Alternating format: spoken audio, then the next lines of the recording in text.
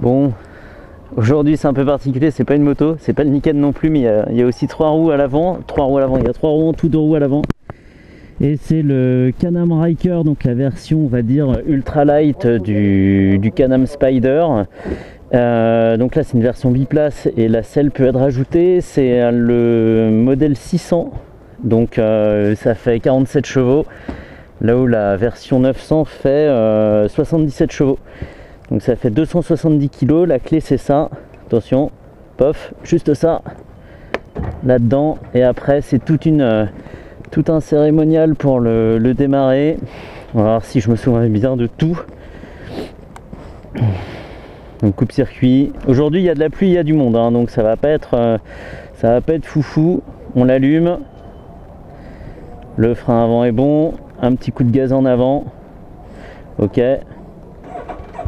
On démarre. Frein à main. Hop, le frein à main est enlevé. Et après normalement on va pouvoir partir. C'est un moteur Rotax, donc couplé à une boîte auto. Et c'est déjà super drôle. Et il n'y a qu'un seul frein. Ok.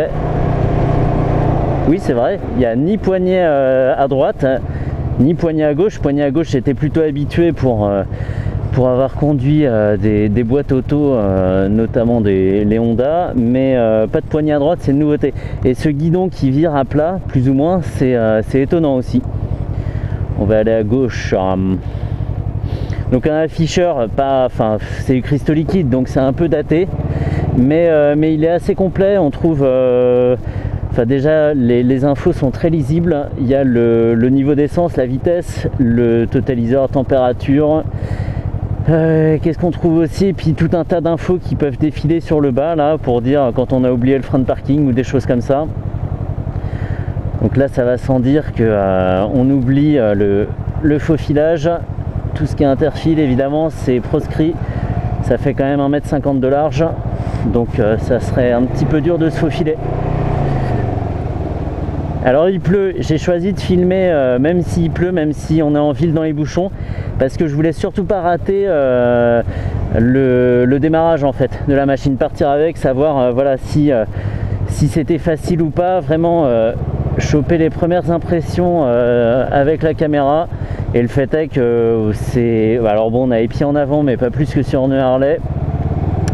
Et là, comme ça, bon, on est vraiment tenté de se faufiler en interfile parce qu'on a un guidon entre les mains, mais sinon, non, ça se prend en main quand même facilement, hein. Je m'en faisais tout un monde, mais c'est quand même simple.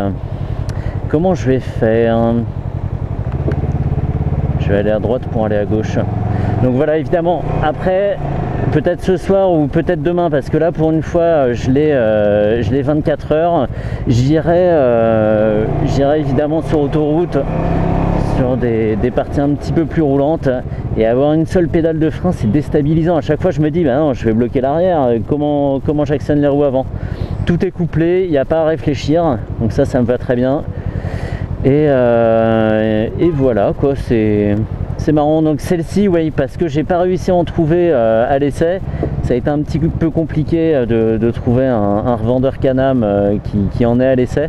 Donc j'ai décidé de le louer ce véhicule, de le louer pour pouvoir l'essayer un petit peu tranquillement. Et donc 24 heures, c'est pas que ça change quoi que ce soit, parce que moi j'aime pas trop quand les essais durent longtemps. Je trouve qu'on finit toujours par s'habituer aux défauts des machines, et donc par plus voir ce qui va pas. Donc je roulerai tranquille demain. Donc il y a plusieurs modes de conduite, j'ai pas encore mis le nez dedans, mais il y en a un qui m'intéresse particulièrement, c'est le mode rallye, là où les assistances sont déconnectées, donc sur des chemins avec une adhérence précaire. Ça peut être marrant étant donné qu'on risque pas de se coucher ou quoi. On peut peut-être pousser un peu la machine pour perdre de l'adhérence, faut voir, hein. Mais là de base je pense que de toute façon c'est sous contrôle.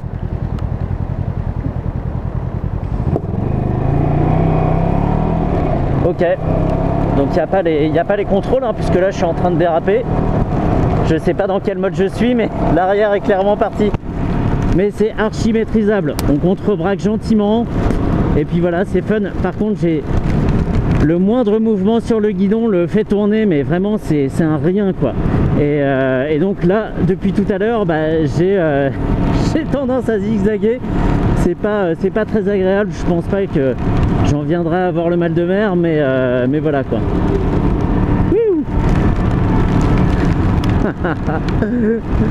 Un tel délire. Alors oui, on va me dire encore une fois, mais hey, tu laisses en région parisienne, c'est pas là que tu vois tout son potentiel, faudrait que tu ailles en montagne, tout ça.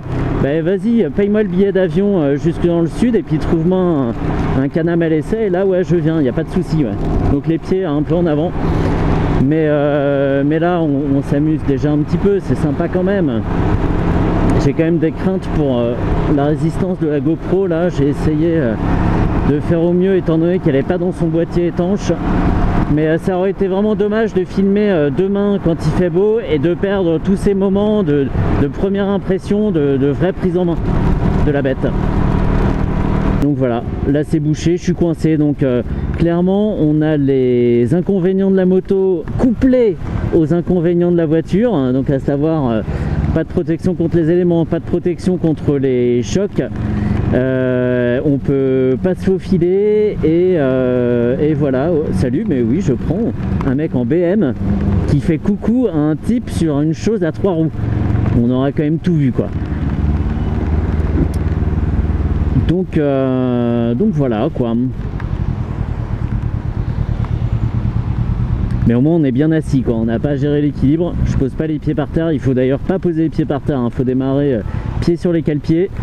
Et puis après ça va tout seul. Et ben j'ai bien fait de mettre le pantalon.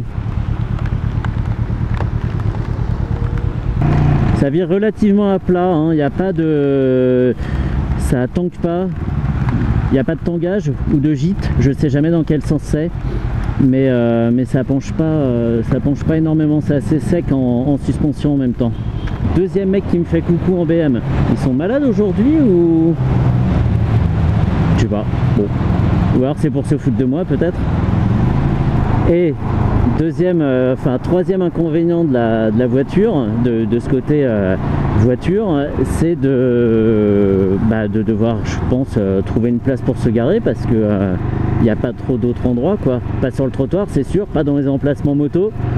Donc voilà, nouvelle galère, un parking sinon. Hein. Et il y a une marche arrière hein, qui s'actionne avec le pied gauche, une sorte de levier qu'on tire pour actionner la marche arrière ou qu'on pousse pour aller en avant. Donc voilà, on n'aura pas à manipuler l'engin avec les pieds. Alors c'est assez marrant de voir où sont placées les roues. Ça me rappelle un peu la conduite d'une Lotus Super 7, voilà, où on voit les roues, on voit parfaitement le placement des roues. Ça aide à avoir un peu plus de précision. Ça peut être marrant d'enchaîner les virages avec pour ça. Ça manque de reprise quand même, hein.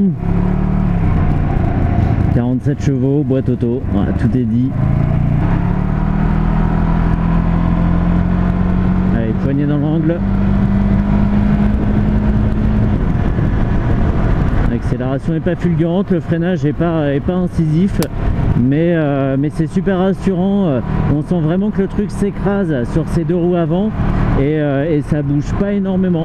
Il y a un tout petit mouvement au début, mais après c'est quand même très très rassurant. J'ai l'impression, cela dit, qu'il est quand même assez sensible au vent. Soit c'est parce que le vent appuie sur mon torse et j'ai des petits mouvements parasites avec les bras, parce qu'il est super vif en direction, donc ça se traduit tout de suite par un mouvement de la machine. Soit c'est par sa taille quoi, qu'il offre une grosse prise au vent. Je sais pas exactement à quoi ça se joue. Et je pense que sur le mouillé, c'est des bonnes conditions comme le Niken pour l'essayer. C'est là qu'on voit à quel point ça met en confiance sur les éventuelles pertes d'adhérence et tout ce qui est freinage. Je soupçonne les gens, alors je sais pas, mais j'ai eu l'impression quand même que depuis tout à l'heure, il y a des gens qui ralentissent pour rester à côté de moi pour regarder. Je sais pas, j'ai vu des motards regarder dans leur rétro après m'avoir dépassé, mais il y a des voitures aussi, j'ai l'impression qu'ils le font. fait on a l'impression d'aller vite parce que bon c'est une machine un peu bizarre et puis on est assis assez bas finalement, mais quand on regarde le compteur on reste complètement dans la légalité. C'est comme un jet ski de terre quoi, c'est un jet ski des routes. Sauf que là quand tu tombes ça fait un peu plus mal. Ouais, je pense que c'est corrigé électroniquement. Ouais. J'ai gardé le gaz ouvert, j'ai perdu la roue arrière et il s'est un peu trémoussé, mais ça s'est arrêté tout de suite. Il est revenu dans l'axe. Soit le gaz a été coupé au moteur, même avec la poignée ouverte, soit il s'est passé autre chose. Rayon de braquage.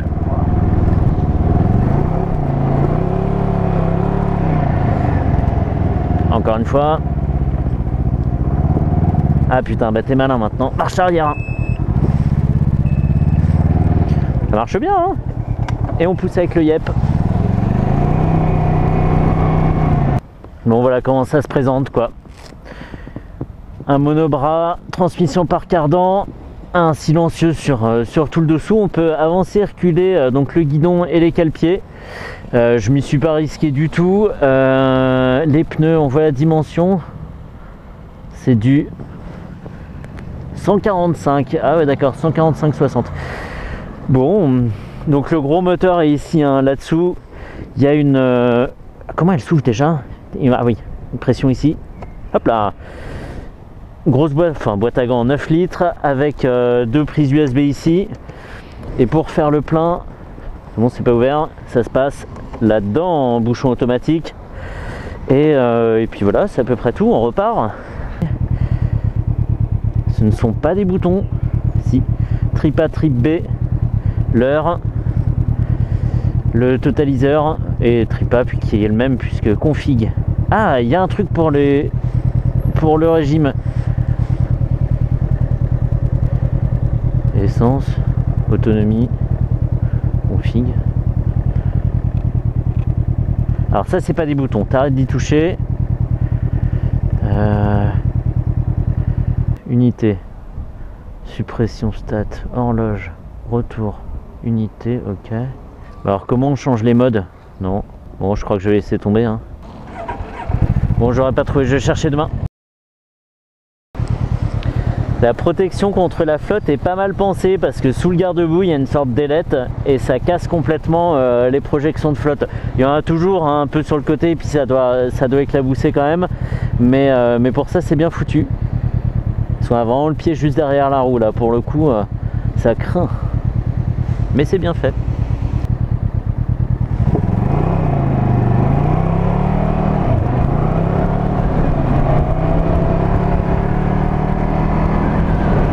Hop là, les petites pertes de contrôle maîtrisées, c'est complètement antinomique hein, mais petite perte de contrôle maîtrisée quoi. Aujourd'hui comme il fait un peu meilleur, ça a bien séché. On va juste faire une toute petite partie sur les performances sur le sec. Accélération, voilà, maniabilité et puis après ça sera bon. Frein à main, boum, marche arrière.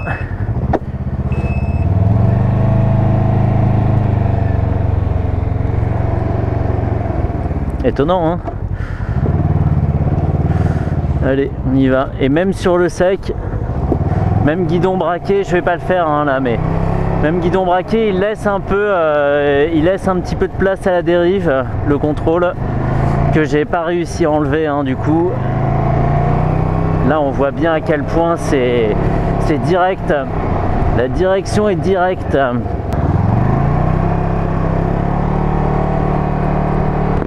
Donc entre temps j'ai réussi à trouver le contour hein, qui est en fait dans les modes, hein, il suffit de défiler avec le bouton en bas à gauche. En gros j'ai fait une pointe à 130, j'étais à 7000 tours minute et je sentais vraiment que ça plafonnait. J'aurais peut-être pu gratter encore une dizaine de km/h, pousser à 140, mais c'est tout quoi. Donc 47 chevaux, c'est pas fait pour l'autoroute, pour les axes vraiment rapides.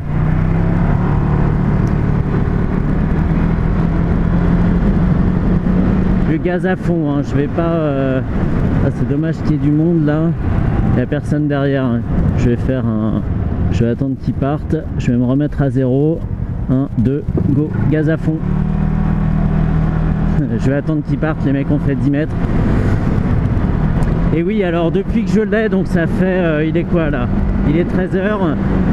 Je l'ai pris hier à 18 h, ça fait 19 h que je l'ai et tout le monde le regarde. Mais tout le monde le regarde par sympathie en fait. Hein. Les jeunes, les moins jeunes, on va pas dire les vieux, même si je l'ai dit. Et quand on arrive derrière une voiture à un feu rouge, bah, soit on a un regard dans le rétro, soit les gens se retournent carrément et tout. Alors effectivement il est jaune, ça attire l'œil, mais les gens se demandent vraiment d'où ça sort cet engin quoi.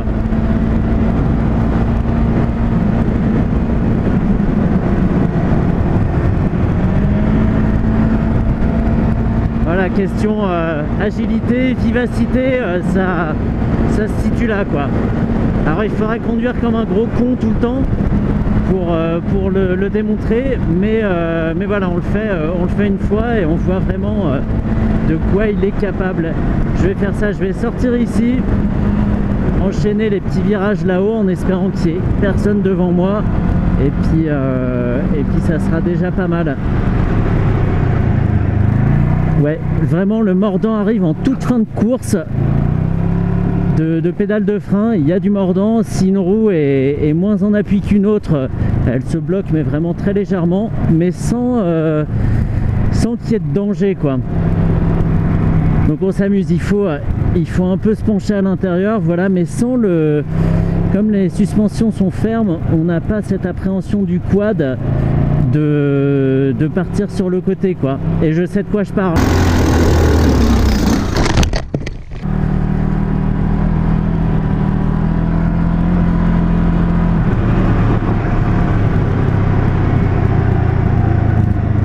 Voilà, le freinage, je sais plus si j'en ai parlé, j'ai dû en parler hier, mais il se fait uniformément, hein. On sent pas qu'on plonge exagérément de l'avant ou que ça s'écrase de l'arrière.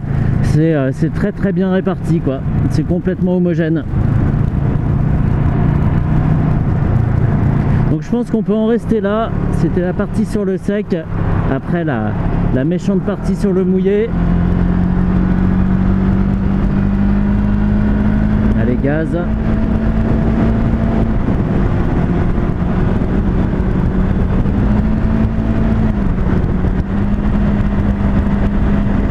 Il y a quand même de la pêche, mais haut dans les tours, hein. Là on est à 6000 tours et quand je... Vas-y, dépêche.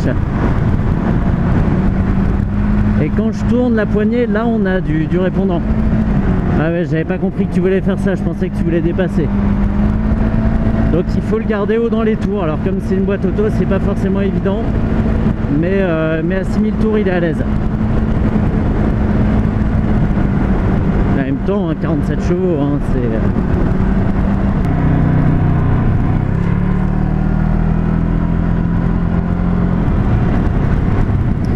Quelle vivacité, c'est étonnant hein, pour un engin comme ça aussi mal foutu, que ça bondisse vraiment gauche, droite et sans perte d'adhérence, hein, c'est